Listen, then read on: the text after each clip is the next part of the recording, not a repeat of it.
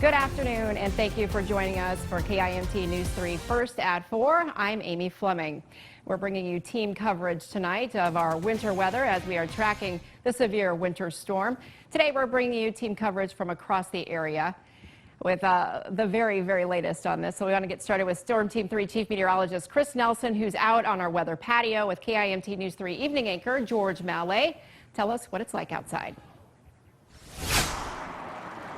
Hey there, guys. Yeah, alongside George Mallet and myself. George, it's coming down pretty good in Rochester, isn't it? It is. I came in on 52 early this afternoon, and I was surprised at how quickly it started to coat the road. And it was that kind of crystally slick stuff, too. And it still is now. I mean, it's coming down probably about a half an inch, I feel, per hour. But I think we're going to be concerned about the winds. Yeah. And then maybe at some point, maybe some ice as well. A little bit of advice, too. Chris and I are both dads, so, you know, we have sort of that dad perspective, and we always tell the reporters, put a hat on when you're outside. So you see the two of us standing out here right now. Hey, I know you want to get to some weather stuff right away, but then I've got some pictures I want to show. Yeah, so let's talk about the forecast here. Obviously, the snow continues to be the story. Let's take a look at our radar system. It's not only in Rochester, but you go all the way down south into portions of Cerro Gordo County near Mason City. You had probably some snow around lunchtime, and then all this tracked from southwest to northeast. The northern parts of our area right now getting hit probably with some, again, light to moderate snowfall, but the roads are going to continue to deteriorate. Looking down south as well, there's still some light and, again, even some moderate snow falling there as well. Winter storm warning continues for our viewing area until 6 o'clock tomorrow, so a prolonged period of time. Again, it's only 4 o'clock, so we have another 26 hours left of this, so we'll continue to see snowfall. But Georgia, what I'm worried about too, I mentioned this as well, we may have a little dry slot in our little low pressure system. I shouldn't say low, it's a pretty big area, low pressure, and there could be some ice. And I think most of us are probably fine with snow.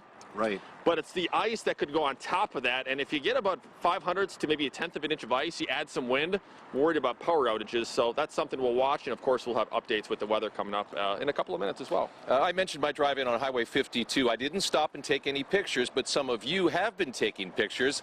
Let's take a look at Facebook. I posted this picture of the KIMT News 3 team in our war room early this afternoon, and that prompted many of you to start sending in pictures. Barb Haney sent in this picture of blizzard-like conditions in Stockton, Minnesota. When Tim Peterson took this picture in Mason City, there was as much water on the window as snow.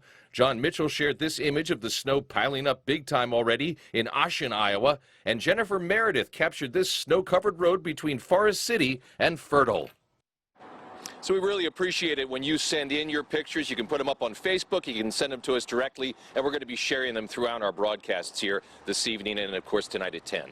So we're live here outside of Rochester. Chris Nelson, George Mallet. We'll have more updates out here and more weather updates coming up in a bit. Back to you.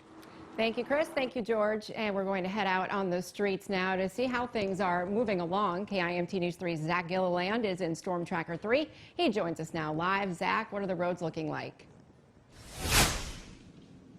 Amy, that's right. We're on I-90 right here down in Austin, and conditions, well, they're not the best. I'm going to take a look at the roads here. You can tell, especially the visibility very low. We're stuck behind a snowplow right now as the roads, they continue. As we traveled down from Rochester earlier, the roads haven't been too well all day, especially the right lanes. They've looked fine, but especially the left lane, that's where a lot of the snow we have seen compact. And our speeds have varied. I was able to go around 60 coming down the road, but now our speed definitely has slowed down. We were down to 30 at one point, so definitely bits and pieces of this road have been dangerous, and especially with the blowing winds, that has really messed up with visibility. And I'm going to send it on back to you, but now live in Storm Tracker 3, Zach Gilleland, KIMT News 3. Thank you, Zach. We'll check back in with you in just a little bit for the very latest from the roadways. Despite the winter weather forecast, voters have been turning out to become among the first in the nation to cast ballots in the 2020 presidential primary. KIMT News 3's Jessica Bringe joins us from one of Rochester's polling locations with the latest on the turnout numbers. Jessica? Amy, Olmsted County said voter turnout here at the 4-H building at Grand Park has been on par with previous elections. In the morning, there were a couple dozen voters, which the county says is fairly typical. Winter weather isn't stopping Rochester voters Steve and Margot Kurtz from becoming some of the first across the nation to participate in the 2020 presidential primary. Voting officially opened in Minnesota this morning, although the votes won't be counted until the March 3rd presidential primary. It's the first the state has held since 1992. The Kurtzes tell me they're voting ahead of the rush, saying they wouldn't miss the chance to do their patriotic duty. We've been voting for a long time, as you can tell, and we'll continue to do that because we are we think it's important. We think it's very important, and I think it's very important for the United States. Everybody. That people get out and vote, because if they don't, we're going to lose it. Time to come out, and in the next hour we'll hear from Olmsted County about what's new this election cycle and what you'll need to know before heading to the polls. Live in Rochester, Jessica Bringe, KIMT News 3. Thanks, Jessica. The last day for early voting in person is on Monday, March 2nd. Parts of our viewing area are getting slammed with snow, and the wind will be picking up, which means road conditions are about to get hectic. The Minnesota Department of Public Safety recommends every driver has a winter survival kit in their car. KIMT News 3's Malia Kamal talked to drivers to see a survival kit and if they have one in place. I spoke to a lot of drivers, and some of them actually surprised me by telling me that they really aren't keeping much in their car. But a good chunk of people carry at least a first aid kit and a blanket just in case they get stranded. Some of the things I have are a shovel, kitty litter for traction, a warm winter jacket. Carol Schoonover has a trunk full of winter gear. The Rochester resident says she stays prepared on the road. That's been in since 2016. Wow, so you haven't had to use it? No. The state DOT recommends we all keep a survival kit in the car that includes, among other things, a shovel, check, cat litter, check, road flare, food, and blanket, check.